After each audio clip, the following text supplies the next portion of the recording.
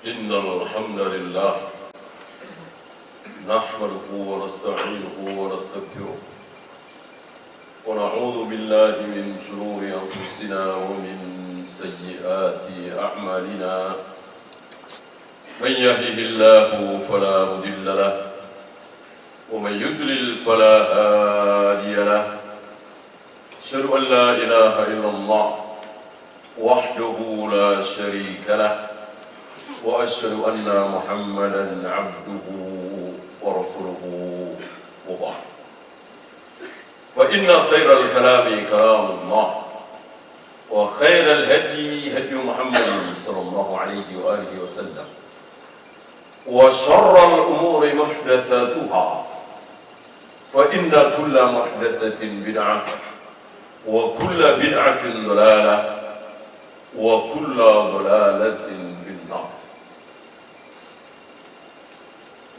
Jamaah azakumullah. Siapa yang mengatakan bahwa dunia ini seperti bangkai kambing, dunia ini sampah, dunia ini mal'un, terkutuk, dunia ini harganya tidak sampai sebelah sayap nyamuk, sebelah, bukan sepasang. Siapa yang mengatakan dia adalah yang punya dunia ini, yang membuat dunia ini? Bayangkan antum punya atau mau beli satu mobil, yang punya mobil itu, si perusahaan mobil itu bilang, ini mobil jelek, ini mobil sampah, ini mobil rongrong. Mungkinkah antum mau beli mobil ini? Sementara yang bikin bilang begitu, dicaci maki mobil itu oleh yang bikin. Mungkinkah kita mau beli? Mungkin dikasih, kita juga nggak mau. Bagaimana kita masih kejar-kejar dunia? Kita sampai bela-belain nggak sholat, bela-belain nggak sholat berjamaah, bela-belain motong jenggot, bela-belain nggak pakai jilbab, bela-belain makan riba untuk dunia. Yang si pemilik dunia ini, yang bikin dunia ini, mengatakan dunia ini sampah, dunia ini bangkai kambing, dunia ini mal'un, ad-dunya mal'un wa mal'unun ma fiha. Dunia ini semuanya terkutuk, terlaknat, kecuali alimah. Perlu kita lihat perkecualian dari Nabi Sallallahu Alaihi Wasallam. Semua isi dunia ini terkutuk, terlaknat, kecuali satu, alimah, orang yang berilmu. Kira-kira menurut antum ilmu akhirat apa ilmu dunia? Tentu ilmu akhirat. Dunianya terkutuk, gimana ilmu tentang dunia? Ya sama saja terkutuk, mal'un, terlaknat. Maka ilmu yang dimaksud akhirat. Orang yang berilmu, para ulama, baru mereka tidak terkutuk, mereka tidak terlaknat. Di luar mereka terkutuk semua. Jadi bukan hanya setan yang terkutuk, dunia pun terkutuk, terlaknat, mal'un. Tidak semua kita bisa berilmu, karena tidak semua kita hafal Al-Quran, hafal Sahih Bukhari, hafal Sahih Muslim. Tidak semua kita ber-IQ tinggi, tidak semua kita kuat hafalannya, betul. Ada harapan bagi kita yang IQ-nya biasa-biasa saja, bahkan cenderung rendah, tidak kuat hafalan, maka jangan putus asa. Kita belum tentu menjadi orang yang terkutuk. Ada yang kedua, apa? Au muta'allim, yang mau belajar. Antum nggak pintar, antum nggak cerdas, antum nggak kuat hafalan, tapi antum datang ke majelis ilmu, antum datang ke majelis ilmu dengan sabarnya, maka antum tidak terkutuk. Kalau antum tidak mau belajar, terkutuk. Dan belajar yang baik, belajar yang aman adalah di majelis, bukan baca sendiri, bukan memaknai sendiri, bukan menafsirkan sendiri, duduk di majelis orang yang berilmu, yang thiqah. Maka sabarkan kita. Terus belajar sampai mati. Jangan pernah berniat untuk mengajak, tampil, dakwah, terserah Allah. Kita belajar untuk apa? Untuk beramal. Untuk sholat sebagaimana tata cara sholat Nabi, butuh apa? Butuh belajar. Untuk manasik haji sebagaimana manasik haji Nabi, khudhu anni manasikakum, butuh apa? Butuh belajar. Hal wajib bagi kita sholat persis seperti cara sholat Nabi, zikir, wirid, puasa, manasik haji persis seperti manasik Nabi sallallahu alaihi wasallam. Ini wajib, khudhu anni manasikakum, sallu kama ra'aitumuni usalli. Maka belajarnya menjadi wajib. Sesuatu yang mengarah kepada wajib, menuju wajib, maka dia otomatis wajib. Sebagaimana antum wajib mencari nafkah. Kenapa? Karena memberikan nafkah kepada anak istri wajib. Antum tidak wajib mencari nafkah kalau antum sudah punya nafkah. Tanpa bekerja, tanpa ngantor, tanpa bertani, antum punya penghasilan, mungkin dari warisan, mungkin dari kontrakan, ya tentu antum tidak wajib bekerja. Ya, jadi bekerja yang mencari nafkahnya tidak wajib, tapi memberi nafkahnya. Nah, tidak mungkin kita bisa tahu tata cara sholat Nabi, puasa Nabi, manasik haji Nabi tanpa belajar. Kalau nafkah masih mungkin kita bisa memberi nafkah walaupun kita tidak cari nafkah. Kalau ini tidak mungkin. Maka belajar sampai mati. Lihat Imam Ahmad di usia beliau yang sangat tua, dari 80 tahun, ya kan, sudah begitu bekas siksaan terlihat pada fisik beliau, maka lemah sekali beliau. Dalam keadaan selemah itu beliau terus belajar. Ketika ditanya kenapa memberatkan sekali seolah takalluf, beliau mengatakan, aku ingin mati dalam keadaan belajar, dalam keadaan mencari. Satu lagi, zikrullah wa mawala.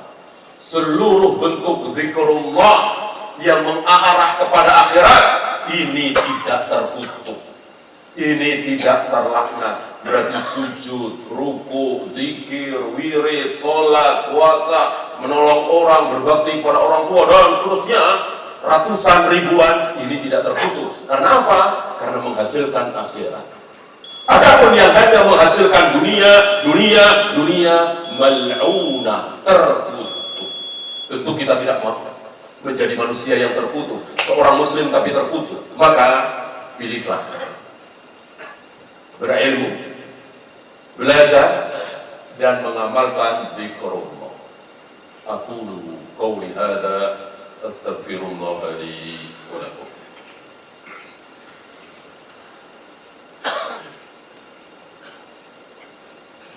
Alhamdulillah hamdan katsiran tayyiban mubarakan fihi kama yuhibbu rabbuna wa yarda. Asyhadu an la ilaha illallah wahdahu la syarika lah wa asyhadu anna Muhammadan 'abduhu wa rasuluhu. Ayyuhal ikhwah, apa itu zikrullah? Apakah zikir itu hanya dengan lisan? Subhanallah, alhamdulillah, Allahu akbar. Dijawab tidak. Bahwa antum duduk di sini, saya berdiri di sini, oleh Allah dikatakan apa? Fas'au ila zikrillah.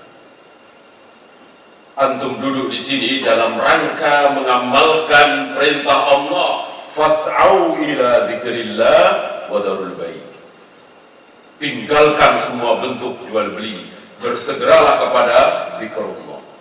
Padahal antum duduk di sini, saya berdiri di sini dari tadi sampai sekarang sampai nanti, apakah terus baca subhanallah, alhamdulillah, la ilaha illallah, Allahu akbar? Tidak. Ataulah kita, apa itu zikrullah? Seluruh ketaatan kepada Allah, seluruh ketaatan kepada Allah dinamakan zikrullah.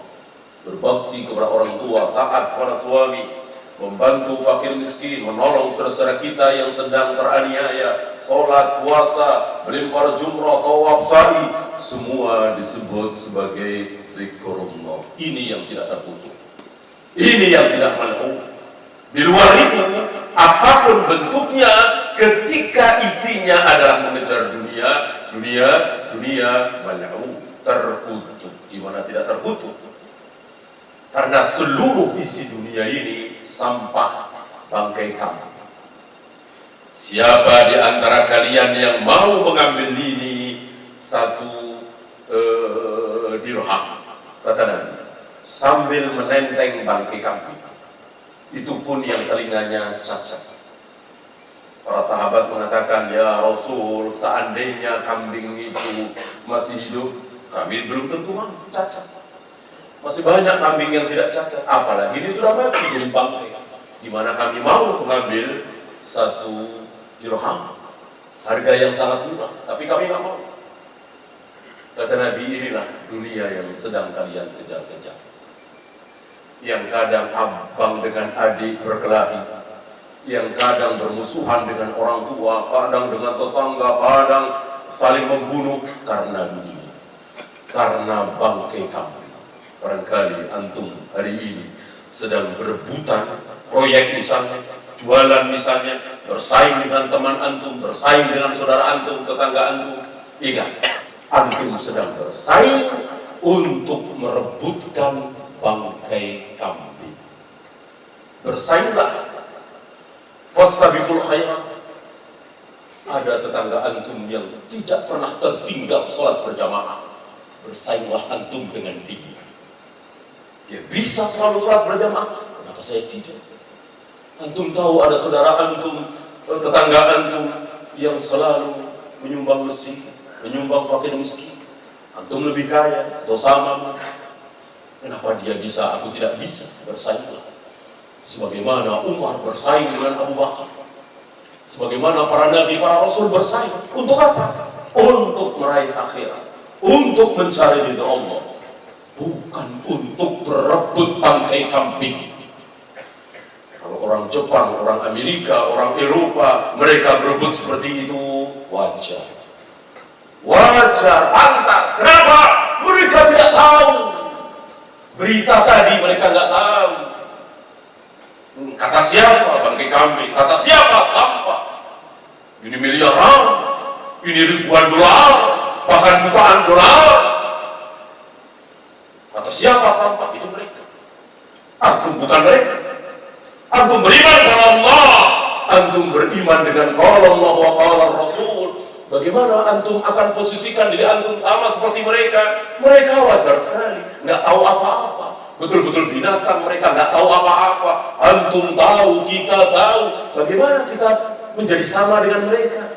Yahudi, Nasrani, orang-orang non-Muslim, mereka nggak tahu apa-apa tentang akhirat, tentang surga, tentang neraka, tentang alam barzakh. Dan kita tahu bagaimana kita bersikap mencari dunia sama dengan mereka. Ingat ketika pinggang Nabi berbekas, bangun tidur dilihat oleh Umar menangis, ya Rasul, Kaisar Romawi, Kisra Muqawqis, mereka tidur di atas kasur yang sangat empuk. Engkau asraful anbiya'i wal mursalin, khatamun nabiyyin, tidur membekas di pinggangmu, di punggungmu. Apa jawab Nabi? Kamu nggak suka? Kamu nggak senang? Allah berikan dunia kepada mereka dan Allah berikan akhirat kepada kita. Nggak suka? Iya. Mereka nikmat lezat dunia kecil bagi kamu. Yang akan Allah berikan kepada kita akhirat surga. Allahumma salli ala Muhammad wa ala ali Muhammad kama sallaita ala Ibrahim wa ala ali Ibrahim innaka Hamidum Majid. Allahumma ighfir lil muslimina wal muslimat wal mu'minina wal mu'minat al ahya'i minhum wal amwat. Rabbana la tuzigh qulubana ba'da idh hadaytana wa hab lana min ladunka rahmah innaka antal wahhab.